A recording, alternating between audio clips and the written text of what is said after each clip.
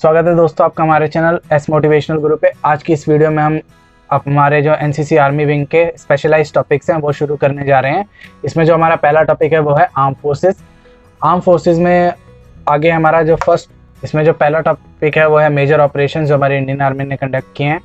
और इसमें जो फर्स्ट पॉइंट है वो है कश्मीर ऑपरेशन अगेंस्ट पाकिस्तान 1947-48 में।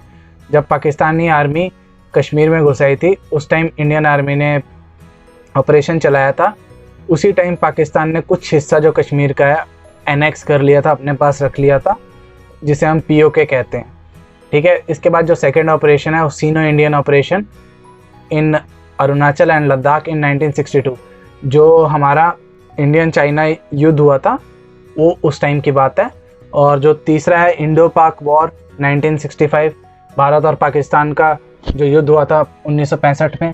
फिर जो चौथा है वो है इंडिया पाकिस्तान का 1971 की वॉर, जिस टाइम पे फिर बांग्लादेश आज़ाद हुआ था। उसके बाद जो पांचवा है वो कारगिल कॉन्फ्लिक्ट 1999 में। उसके बाद हम अब बात करेंगे कि बेसिक ऑर्गेनाइजेशन कैसी है हमारी आर्म फोर्सेस की। तो इसमें पहले हम बात करेंगे आर्मी कमांड्स के बारे में। जो हमारी आर्मी कमांड्स हैं वो कौन सी हैं, कितनी है और कहाँ कहाँ हैं। तो जो हमारी आर्मी कमांड्स हैं वो टोटल 7 हैं। ठीक है, और जो पहली है वो नॉर्दर्न कमांड उधमपुर में, इसका हेडक्वार्टर है। दूसरी है वेस्टर्न कमांड जिसका हेडक्वार्टर चंडी मंदिर में है।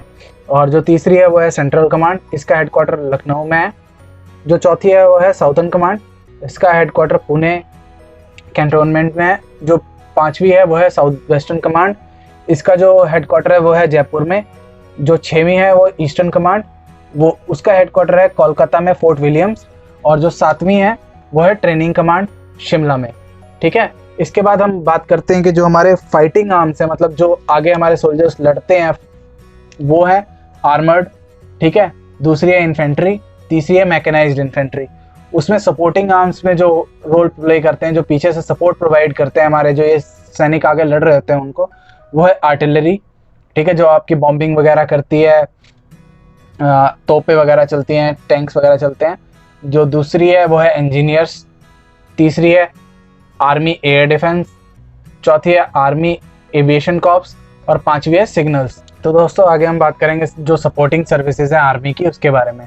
तो इसमें जो पहली है वो है आर्मी सर्विस कॉर्प्स, दूसरी है आर्मी मेडिकल कॉर्प्स, तीसरी है आर्मी ऑर्डिनेंस कॉर्प्स, चौथी है corps of electronics and mechanical engineering.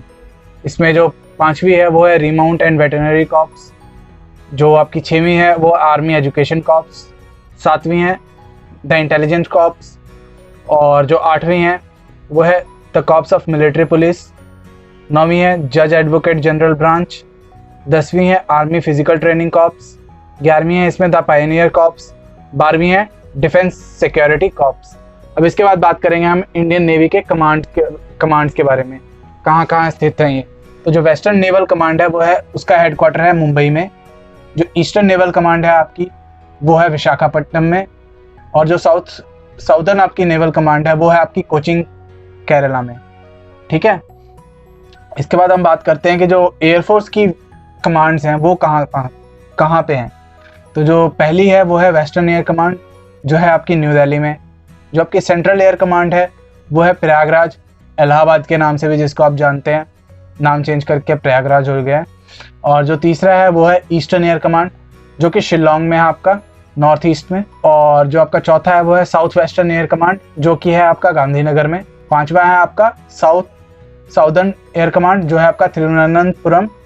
ठीक है, उसके बाद छठवां है आपका ट्रेनिंग कमांड, जो आपकी ट्रेनिंग कमांड है वो है आपकी बेंगलुरु में।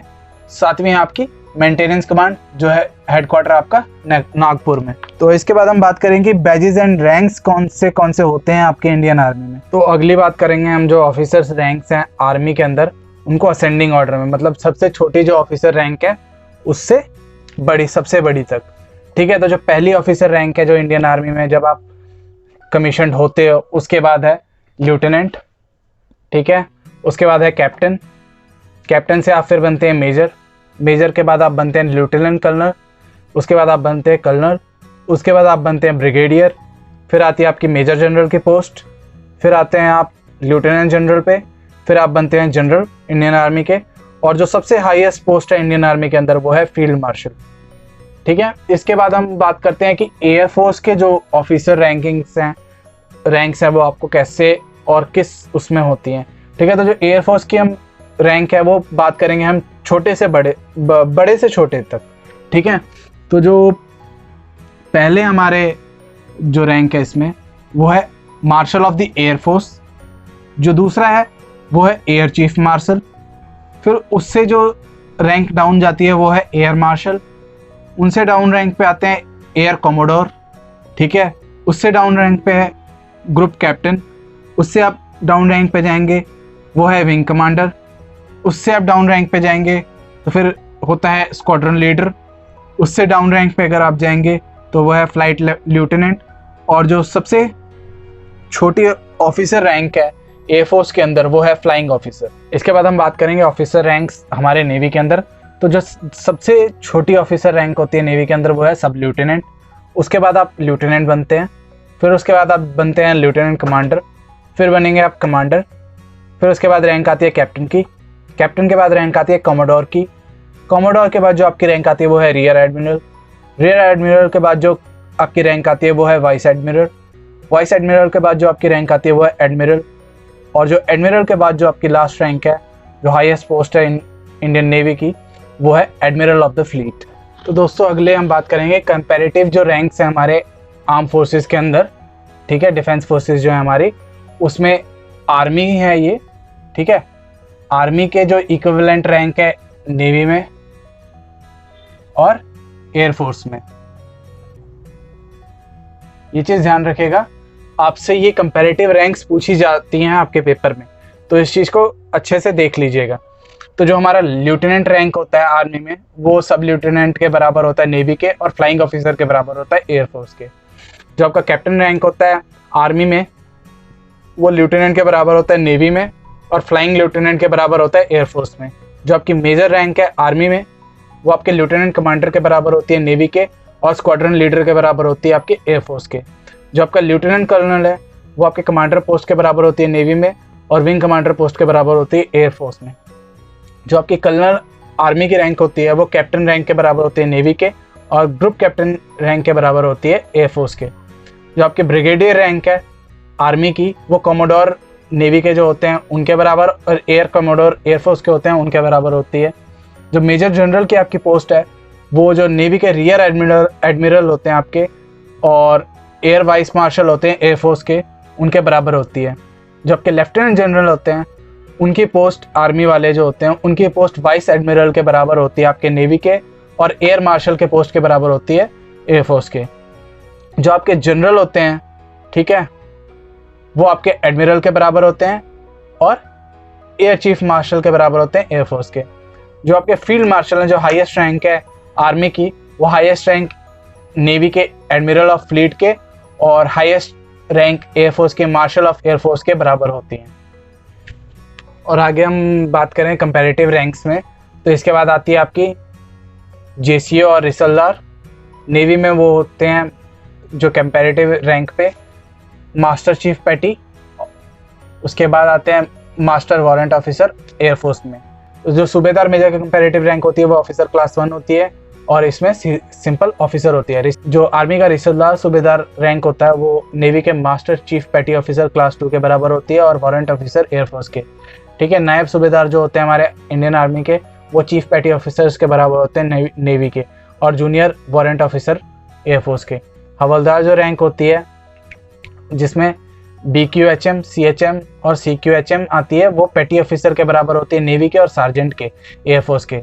और जो हवलदार रैंक होती है आपकी वो होती है लीडिंग रेट नेवी के बराबर में, और एयरफोर्स में लीडिंग एयरक्राफ्ट्समैन के बराबर में। जो आपकी नायक रैंक होती है वो सीमैन क्लास 1 के बराबर होती है नेवी के, और उसके कंपैरेटिव रैंक कोई नहीं है एयरफोर्स में। ठीक है, उसके बाद आती है लांस नायक की जो आपकी पोस्ट होती है, उसके कोई कंपैरेटिव पोस्ट नहीं है आपकी नेवी में, पर एयरफोर्स में एयरक्राफ्टमैन की जो पोस्ट है वो होती है। और जो सिपाही आपकी सबसे डाउन पोस्ट में आपकी आती है, जिसपे आप भर्ती होते हैं एज अ सोल्जर, जो आपकी होती है वो आपकी सीमैन क्लास 2 और सेलर्स ट्रेनिंग के बराबर होती है नेवी के, और क्लास एयरक्राफ्टमैन और क्लास 2 के बराबर होती है आपकी एयरफोर्स के। इसके बाद हम बात करते हैं जो आर्म फोर्सेस में आपको ऑनर्स एंड अवार्ड्स मिलते हैं। तो इसमें जो गैलेंट्री अवार्ड्स मिलते हैं आपको, उसमें पहला है जो इन फेस ऑफ एनिमी, जब आप वॉर टाइम में होते हैं, एनिमी का सामना कर रहे होते हैं, ठीक है, तो उस टाइम पे आपको कौन कौन से मिलते हैं पदक। और जो आपका परमवीर चक्र है वो सबसे इसमें बड़ा पदक माना जाता है आपका। उसके बाद है महावीर चक्र, फिर आता है वीर चक्र, फिर सेना, यानी आप जब इंडियन आर्मी में है सेना, अगर नेवी में है नौसेना, और एयरफोर्स में है तो वायुसेना मेडल, ठीक है। और इसके बाद जो पांचवी चीज़ आप उस टाइम पे पा सकते हैं वो डिस्पैचेस में अपना मेंशन पा सकते हैं। और जो सिक्स्थ होता है वो चीफ ऑफ स्टाफ जो आपके होते हैं, चाहे एयर, नेवी या फिर आर्मी के हो, उनका कमेंडेशन कार्ड होता है आपका। माफ़ कीजिएगा, यहाँ पे मेडल मैंने लिख दिया था गलती से, ये कमेंडेशन कार्ड होगा।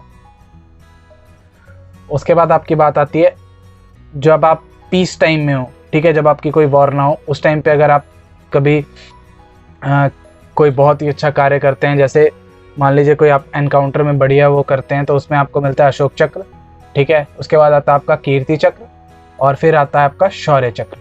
तो ये थे आपके आर्म फोर्सेस के बारे में जानकारी, जो आपके स्पेशलाइज सब्जेक्ट जो एनसीसी आर्मी विंग का है उसमें पूछा जाता है। तो मैं आशा करता हूँ आप लोगों को ये वीडियो पसंद आई होगी। अगर आप लोगों को ये वीडियो पसंद आए तो हमारी इस वीडियो को लाइक करें, हमारे चैनल को सब्सक्राइब करें और नोटिफिकेशन की घंटी को ज़रूर बजाएं, और ताकि आप लोगों को अगर कोई नई वीडियो अपलोड होती है तो उसके बारे में पता चल सके। और मैं आशा करता हूँ आप लोग इस वीडियो को अपने दोस्तों के साथ भी शेयर करेंगे ताकि उन लोगों को भी इस वीडियो का फ़ायदा हो सके। धन्यवाद। जय हिंद।